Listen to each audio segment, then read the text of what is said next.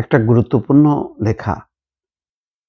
আরব দেশগুলোতে কি প্রভাব হারাচ্ছেন ট্রাম্প? খুবই গুরুত্বপূর্ণ। আগামী দিনে মধ্যপ্রাচ্যের সাথে আমেরিকার যে রসায়ন, সেই রসায়ন হয়তো পাল্টে যাবে। আগে একসময় এমন ছিল যে আরব দেশগুলো তাদের রক্ষক হিসেবে তারা মনে করত, আল্লাহর পরেই বোধহয় আমেরিকাকে মনে করত যে আমেরিকা তাদেরকে রক্ষা করবে। এইজন্য তারা বিলিয়ন বিলিয়ন ডলার ব্যয় করছে। প্রচুর ঘাঁটি, এই এই সমস্ত ঘাঁটির সমস্ত খরচ আরব দেশগুলো বহন করছে। কিন্তু এখন সেই ঘাঁটিগুলি অকার্যকর। এই ঘাঁটি দিয়ে আরব দেশগুলোকে রক্ষা করতে পারেনি আমেরিকা। ফলে চরম হতাশ এবং ক্ষুব্ধ হয়ে তারা প্রথমে ত্রিদেশীয় মক্কা প্রতিরক্ষা জোট করছে, তুরস্ক, সৌদি আরব এবং পাকিস্তান। এখন মিশরও অন্তর্ভুক্ত হচ্ছে। ধারণা করা যায় আস্তে আস্তে সংযুক্ত আরব আমিরাত, কুয়েত, কাতার এরাও যুক্ত হবে। অর্থাৎ একটা মুসলিম ন্যাটো বা ইসলামিক ন্যাটো হচ্ছে যারা নিজেরাই রক্ষা করবে। কারণ আরব দেশের অর্থ আছে, তাদের বিজ্ঞান নেই, প্রযুক্তি নেই।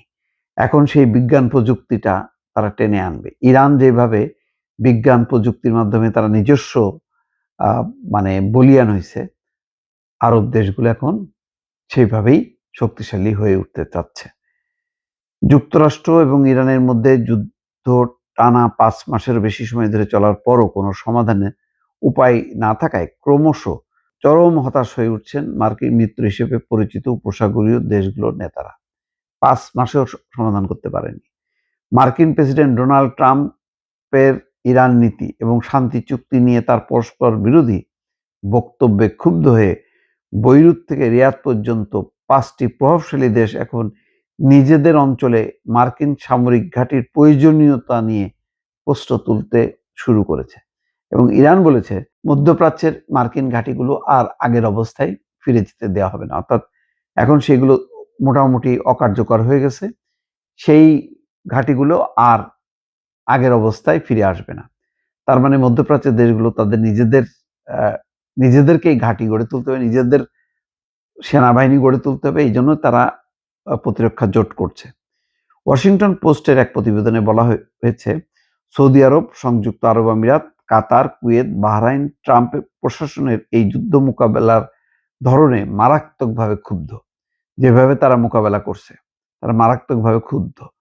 যুদ্ধ শুরু হওয়ার পর থেকে উপসাগরীয় অঞ্চলে যে অর্থনৈতিক এবং নিরাপত্তা সংকট তৈরি হয়েছে, তার দায় যুক্তরাষ্ট্রের উপরই চাপাচ্ছেন আঞ্চলিক প্রতিনিধিরা। এই জন্য ইরানের উপর যে বড় পরিসরে হামলা চালানোর পরিকল্পনা, সেটা সৌদি আরব এবং সংযুক্ত আরব আমিরাত বলছে না, দরকার নেই। এতে উল্টা আমরা ক্ষতি হব, সেই ক্ষতি তোমরা মিটাইতে পারবে না বা তোমরা সেটাকে রক্ষা করতে পারবে না। এক উপসাগরীয় কর্মকর্তা ওয়াশিংটন পোস্টকে বলেন, ট্রাম্প এই যুদ্ধ শুরু করেছেন আর মাসুল গুনছি আমরা।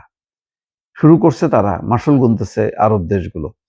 ইউরেশিয়া গ্রুপের বিশ্লেষক ফিরাস মাকসাদ জানান, মিত্র দেশগুলো এমন এক যুদ্ধে জড়িয়ে পড়েছে যা তারা কখনোই চায়নি। ট্রাম্পের ইরান নীতিকে তারা অস্থির এবং অপ্রত্যাশিত হিসেবে দেখছেন। যুদ্ধের কারণে হরমুজ প্রণালী বন্ধ হয়ে যাওয়ায় সবচেয়ে বেশি ক্ষতিগ্রস্ত হয়েছে বিশ্বের অন্যতম বৃহৎ জ্বালানি সরবরাহকারী দেশগুলো, অর্থাৎ এই আরব দেশগুলো। এর প্রভাবে আন্তর্জাতিক বাজারে অপরিশোধিত তেলের দাম ব্যারেল প্রতি $100 ছাড়িয়ে গেছে। ইয়েমেনের হুতি বিদ্রোহীরা লোহিত সাগরে বাব আল মানদেব প্রণালী অবরোধের হুমকি দেওয়ায় সৌদি আরব তাদের তেলের রুট পরিবর্তনে বাধ্য হয়েছে। সেখানেও আমেরিকা কিছুই করতে পারেনি। এই পরিস্থিতিতে ওয়াশিংটনের উপর পুরোপুরি নির্ভর না করে বিকল্প সুরক্ষার পথ খুঁজছে দেশগুলো। সম্প্রতি সৌদি আরব, তুরস্ক, পাকিস্তান একটি যৌথ প্রতিরক্ষা চুক্তি স্বাক্ষর করেছে, যাকে ইউরোপীয় জ্যেষ্ঠ কর্মকর্তারা যুক্তরাষ্ট্রের উপর আস্থা হারানোর স্পষ্ট ইঙ্গিত হিসেবে দেখছেন।